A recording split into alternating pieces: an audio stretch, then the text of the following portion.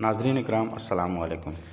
اسلام ایک مکمل ضابطہ حیات ہے اور اس میں چھوٹے سے چھوٹے اور بڑے سے بڑے ہر مسئلے کا حل پایا جاتا ہے۔ ہمارے ہاں ویسے تو بیشتر لوگ مذہبی رجحان رکھتے ہیں، لیکن اگر دیکھا جائے تو عوام کا ایک کثیر طبقہ درست مذہبی تعلیمات کی روح سے ہی ناواقف ہے۔ عام لوگوں کے خیال میں صرف نماز پڑھنا، روزہ رکھنا ہی مذہبی تعلیمات ہے۔ یہی وجہ ہے کہ بہت سے لوگ ایک طرف تو صوم و صلات کے بہت پابند ہوتے ہیں اور دوسری طرف رشوت، دھوکہ بازی اور کرپشن جیسے جرائم کا ارتکاب کرتے ہیں۔ اسی طرح ہمارا مذہب میں صفائی کو نصف ایمان قرار دیا گیا، لیکن ہمارے شہر غلاظت سے پاک نہیں ہیں۔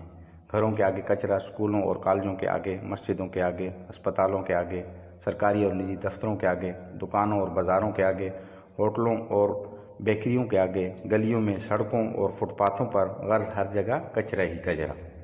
اس صورتحال میں کچرا زحمت لگنے لگا ہے۔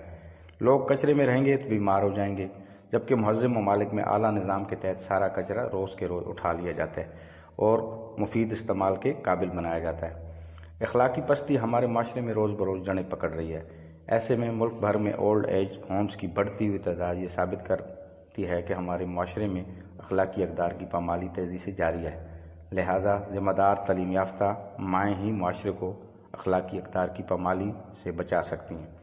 اس کے ساتھ ساتھ جب دیگر اکائیاں بھی اپنی ذمہ داریاں ادا کریں گی تو ایسا صحت مند معاشرہ جنم لے گا جس میں بیٹیاں ونی بھی نہیں ہوں گی اور ان کے چہرے تیزاب سے بگاڑے بھی نہیں جائیں گے۔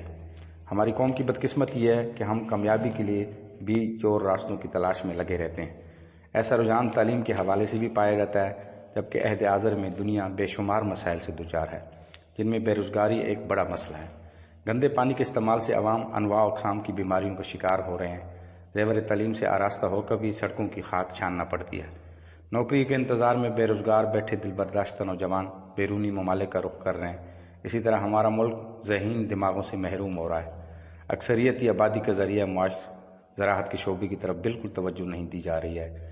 کسان دوست پالیسیاں نہ ہونے کی وجہ سے ہمارے ملک کا کسان خوشحالی کی طرف سفر کرنے کی بجائے بدحالی کا شکار ہے، جبکہ دوسری طرف اکثریت آبادی مناسب روزگار نہ ہونے کی وجہ سے غربت کی لکیر سے نیچے زندگی گزارنے پر مجبور ہے۔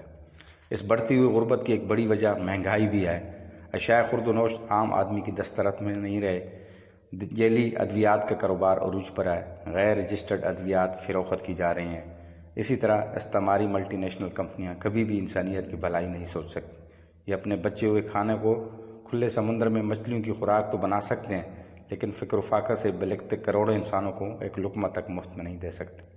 حالانکہ یہ خوراک اگر کسی غریب تک پہنچ جائے تو شاید وہ خودکشیوں سے بچ جائیں یا شاید نہر میں کودنے سے بچ جائیں۔ کسی مفلس غریب اور کلاش کے گھر پہنچ جائے تو شاید اس کی دعائیں آپ کی جنت بنانے کے لیے کافی ہوں۔ بات ہے صرف احساس کی، رویوں کی۔ جب احساس ختم ہو جائے تو انسان میں اور لاش میں کوئی فرق نہیں رہتا۔ لہٰذا ہمیں کوشش کرنی چاہیے کہ لقمے اور ذرے ذرے کی حفاظت کریں، کیونکہ جو شخص رزق کی قدر کرتا ہے اللہ تعالیٰ فراخی کے دروازے اس پر کھول دیتے ہیں۔ بقول شاعر، کچھ نہیں ہوگا ان اندھیروں کو برا کہنے سے، اپنے حصے کا دیا خود ہی جلانا ہوگا۔ وما علینا الا البلاغ۔